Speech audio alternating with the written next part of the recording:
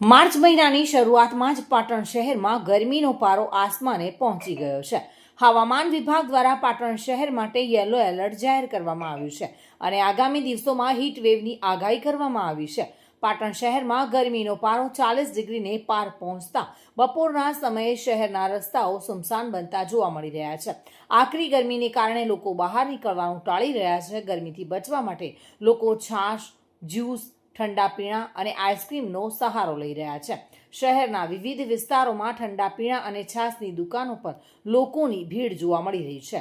ગરમીના પારામાં સતત વધારો થવાના કારણે હવામાન વિભાગે આગામી દિવસોમાં હીટવેવની શક્યતા વ્યક્ત કરી છે અને નાગરિકોને બપોરના સમયે બહાર ન નીકળવા તેમજ સાવચેતી રાખવા માટે અપીલ કરવામાં આવી છે.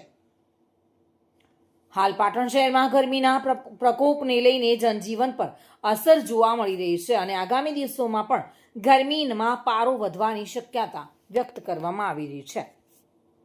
દિગ્નેશ સુથાર સાથે bureau report, today Gujarati news.